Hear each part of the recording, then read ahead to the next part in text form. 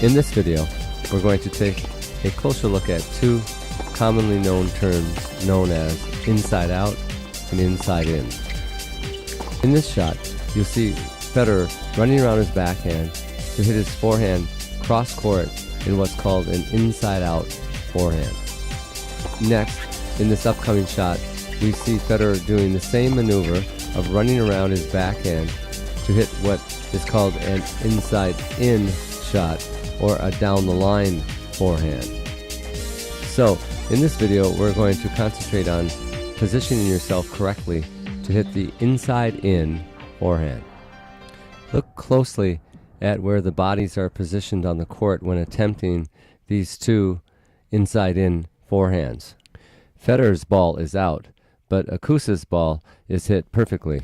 With the speed of today's modern game, even the top pros can get a little disorientated on the court. Federer actually hits a perfect down-the-line inside-in forehand. However, he's too far out of the court. On the other hand, Akusa takes the perfect position on the court to take the ball up the line. So if you're going to attempt this shot this far out of the court as Federer is, you're going to have to hit this shot more like an inside-out forehand. But again, if you are attempting the shot that Federer is trying, keep in mind you'll be hitting the ball into your opponent and not away from them, which is a huge risk if it's not hit perfectly. Now on this next sequence, we see Safin missing the inside in on the return of serve by over-rotating and aiming too far into the court. Safin's problem is more in his finish and follow-through. He over-rotates across the body too far, being in this position on the court.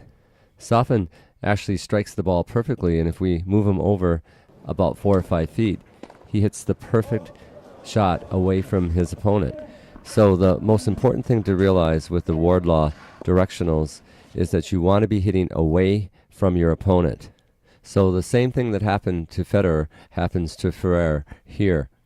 So my general rule of thumb is you can hit the inside in up to about where the stickman figure is, but anywhere farther out, you must go inside out. And the reason for this is once you've pulled yourself outside the single sideline, you now are hitting into your opponent and no longer away from them. This is a risky shot if you're unable to hit the winner.